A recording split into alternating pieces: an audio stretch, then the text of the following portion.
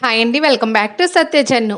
ఈరోజు వీడియోలో జొన్న దోసని ఎలా పర్ఫెక్ట్‌గా వేసుకోవాలో చూపించబోతున్నాను. దానికోసం 1 కప్ మినపగుళ్ళకి 2 కప్పుల జొన్నలు యాడ్ చేసుకోవాలి. కొన్ని మెంతులు యాడ్ చేసుకోవాలి. మనం బ్రేక్‌ఫాస్ట్ ఎప్పుడైనా హెల్తీగా ఉండేలాగా చూసుకోవాలి. జొన్నల్లో ఎక్కువ ఫైబర్ ఉండటం వల్ల డైజెషన్ ఇంప్రూవ్ చేస్తుంది.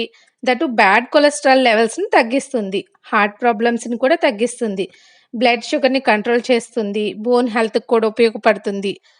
ఇన్ని ఉపయోగాలున్నప్పుడు మన డైట్‌లో ఇంక్లూడ్ చేసుకోవాలి కదా!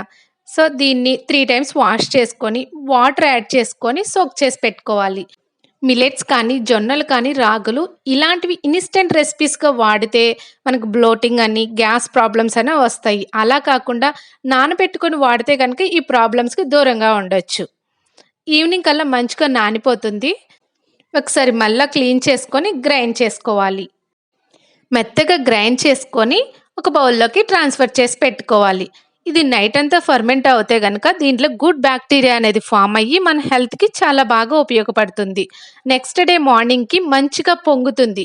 ఇది సమ్మర్‌లో అయితే త్వరగా పులిసిపోతుంది. సో, మనకి ఎంతైతే కావాలో అంత బ్యాటర్‌ని వేరే బౌల్‌లోకి తీసుకొని సాల్ట్, కొంచెం వాటర్ యాడ్ చేసుకొని మన దోస బ్యాటర్‌కి కావాల్సినట్టుగా ప్రిపేర్ చేసుకోవాలి. రిమైనింగ్ మొత్తం ఫ్రిడ్జ్‌లో స్టోర్ చేసుకుంటే నెక్స్ట్ డేకి ఫ్రెష్‌గా ఉంటుంది. జొన్న రొట్టెలు చేస్తారు కదా! అది అందరికీ కుదరదు. అలా రాని వాళ్ళు ఇలాగ జొన్నల్ని దోసల రూపంలో తీసుకోవచ్చు. ఈజీగా అయిపోతుంది. జొన్నలు తిన్నట్టు ఉంటుంది. హెల్త్‌కి కూడా మంచిది. ఈ జొన్నలు వెయిట్ లెస్ మేనేజ్‌మెంట్‌కి కూడా ఉపయోగపడుతుంది. బట్ ప్రాపర్‌గా తీసుకోవాలి. సోకింగ్, అది తీసుకునే టైమింగ్స్ అవన్నీ డిపెండ్ అయ్యి ఉంటాయి. ఎందుకంటే ఇవి తీసుకున్నప్పుడు మనకి బ్లోటింగ్ అని, గ్యాస్ అని అలా ఇరిటేట్ చేస్తూ ఉంటాయి. అవి లేకుండా ఉండాలి అంటే మంచిగా సోక్ చేసుకోవాలి, కుక్ చేసుకోవాలి. So, normal దోసల్లాగానే పోసేసుకోవచ్చు. అతుక్కోవు కూడా. జస్ట్ దోసలకైనా కొంచెం ఆయిల్ వేసుకుంటే మనం డే అంతా కన్జ్యూమ్ చేస్తాము.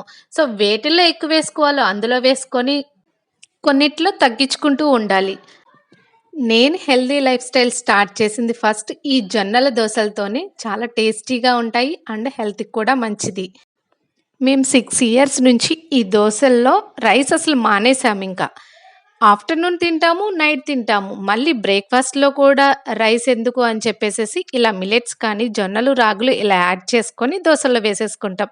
దోస అయితే అందరికీ నచ్చుతుంది కదా! అందులో ఇలా మిల్లెట్స్ యాడ్ చేసేసి దోసలు వేస్తే వాళ్ళకి తెలీదు. హ్యాపీగా తినేస్తారు. దేవుడిచ్చిన ఈ దేహాన్ని సాధ్యమైనంత వరకు ఆరోగ్యంగా ఉంచుకోవటం మన బాధ్యత. సడెన్‌గా టోటల్ ఫుడ్ హ్యాబిట్స్ అన్నీ చేంజ్ చేసేసకుండా చిన్న చిన్న మార్పులతోనే హెల్తీ లైఫ్ స్టైల్‌లోకి వచ్చేసేయాలి. ఈ వీడియో నచ్చినట్లయితే ప్లీజ్ లైక్ చేయండి. ఇంకొంతమందికి రీచ్ అవ్వటానికి హెల్ప్ అవుతుంది. ఇలాంటి మరిన్ని హెల్తీ రెసిపీస్ కోసం please do subscribe my channel. Thank you.